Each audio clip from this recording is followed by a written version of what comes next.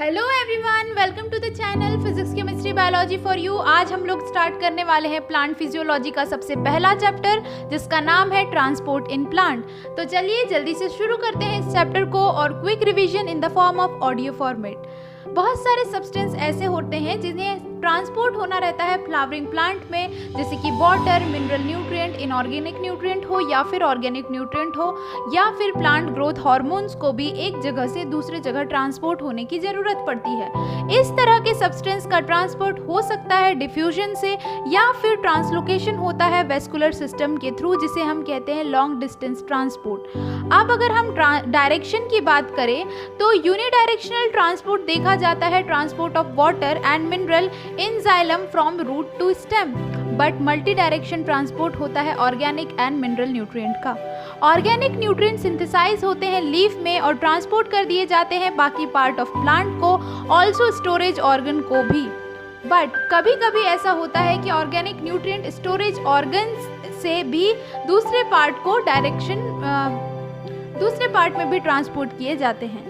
अगर plant senescence as में जा रहा है तो मिनरल न्यूट्रिएंट जो सेनेसेंट लीफ में होते हैं वो रीलोकेट होते हैं और वहाँ से ग्रोइंग पार्ट को भेज दिए जाते हैं। अब हम देखने वाले हैं means of transport. Various means of transport of substance are. सबसे पहले होता है पैसिव ट्रांसपोर्ट, बाद में आता है एक्टिव ट्रांसपोर्ट। तो देखते हैं पैसिव ट्रांसपोर्ट। पैसिव ट्रांसपोर्ट में हमें पढ़ना है डिफ्यूजन और facilitated diffusion. Diffusion is a transport of molecule और substance from a region of higher concentration to the region of lower concentration. और ये जो होता है इसके लिए कंसंट्रेटेड ग्रेडियंट का मेंटेन होना जरूरी है। एक सेल से दूसरी सेल के अंदर भी जाता है या फिर सेल के अंदर भी इस तरह का डिफ्यूजन होता है। ये एक पैसिव प्रोसेस है, स्लो प्रोसेस है, जो इंडिपेंडेंट होता है लिविंग सिस्टम के। प्लांट में डिफ्यूजन गैसियस एक्सचेंज के लिए मदद करता है। Factors affecting diffusion rate, concentration gradient, permeability of membrane, temperature and pressure are the factor which affect the diffusion rate. Next is facilitated diffusion.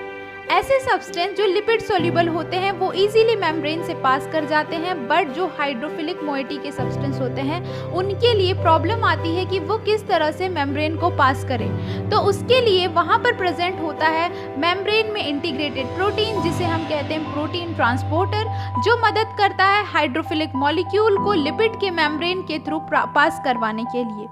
ये भी एक तरह का पैसिव ट्रांसपोर्ट है, इसीलिए यहाँ पर कंसंट्रेटेड ग्रेडियंट पहले से होना जरूरी है।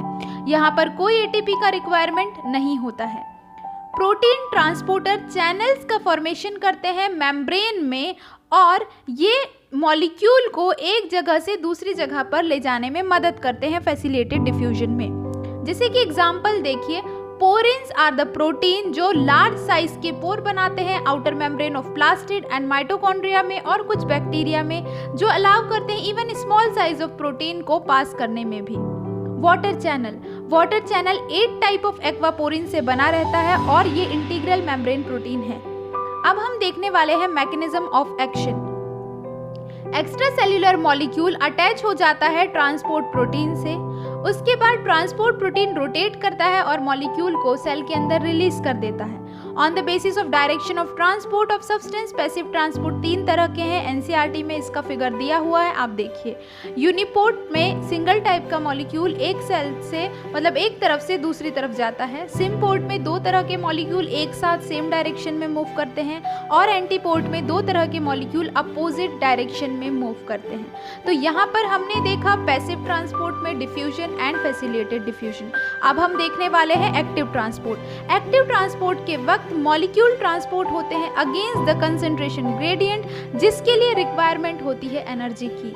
और यहाँ पर भी इंटीग्रल मेम्ब्रेन प्रोटीन का बहुत ही इंपॉर्टेंट रोल होता है और इंटीग्रल मेम्ब्रेन प्रोटीन को हम कहते हैं pump are the protein that participate in active transport of molecule so that pump perform uphill और ट्रांसपोर्ट और work against the concentration gradient. अब हम देखते हैं कि जो फैसिलिटेटेड डिफ्यूजन में और एक्टिव ट्रांसपोर्ट में क्या कॉमन चीज है। सबसे पहले ही दोनों में ही प्रोटीन ट्रांसपोर्टर का यूज किया जाता है और ये स्पेसिफिक होते हैं किसी भी मॉलिक्यूल को ट्रांसपोर्ट करवाने के लिए। ये सेंसिटिव होते हैं प्रोटीन ट्रांसपोर्टर इनहिबिटर के लिए और प्रोटीन साइड चेन से रिएक्ट कर जाते हैं।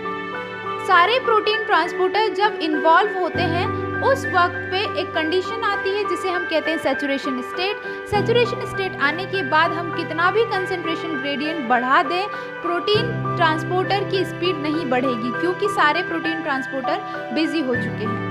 अब हम देखने वाले हैं difference between diffusion, facilitated diffusion and active transport. NCERT में टेबल बनी हुई है, आप उसे रिकॉल करने की कोशिश कीजिए। सबसे पहले डिफ्यूजन में एटीपी की रिक्वायरमेंट नहीं होती, इसमें ट्रांसपोर्ट प्रोटीन की रिक्वायरमेंट भी नहीं होती। अपहिल ट्रांसपोर्ट में डिफ्यूजन में अपहिल ट्रांसपोर्ट नहीं होता है, ट्रांसपोर्ट सैचुरेशन भी नहीं होता है, हाईली सिलेक्टिव नहीं, ये हाईली सिलेक्टिव नहीं है डिफ्यूजन। कंसंट्रेशन ग्रेडियंट की इसमें ज़रूरत होती है और इनहिबिटर का कोई इफेक्ट नहीं पड़ता डिफ्यूजन में। नेक्स्ट देखते हैं फैसिलिटेटेड डिफ्यूजन। फैसिलिटेटेड डिफ्यूजन में एटीपी की रिक्वायरमेंट नहीं होती, ट्रांसपोर्ट प्रोटीन की रिक्वायरमेंट होती है। फैसिलिटेटेड डिफ्यूजन में अपहिल ट्रांसपोर्ट नहीं होता। फैसिलिटेटेड डिफ्यूजन में ट्रांसपोर्ट सैचुरेशन आ जाता है क्योंकि यहाँ पर हम यूज़ कर रहे हैं प्रोटीन। उसके बाद ये हाईली सिलेक्टिव होता है क्योंकि यहाँ पर यूज़ हो रहा है प्रोटीन ट्रांसपोर्टर। कंसंट्रेशन ग्रेडियंट की ज़रूरत पहले से होनी चाहिए फैसिलिटेटेड डिफ्यूजन के लिए, और इसमें इनहिबिटर का इफेक्ट होता है क्योंकि इनहिबिटर प्रोटीन से रिएक्ट करके रिएक्शन को स्लो कर देते हैं। अब हम देखने वाले हैं एक्टिव ट्रांसपोर्ट। एक्टिव ट्रांसपोर्ट में एटीपी की रिक्वायरमेंट होती है, ट्रांसपोर्ट प्रोटीन की भी रिक्वायरमेंट होती है, ये अपहिल ट्रांसपोर्ट होता है, इसमें भी ट्रांसपोर्ट सैचुरेशन आ जाता है। ये हाईली सिलेक्टिव होता है क्योंकि यहाँ प्रोटीन यूज़ हो रहा है, बट इसके लिए कंसंट्रेशन ग्रेडियंट की पहले से रिक्वायरमेंट नहीं होती और इनहिबिटर का इफेक्ट इस पर होता है और इनहिबिटर इस पर इफेक्ट कर देते हैं।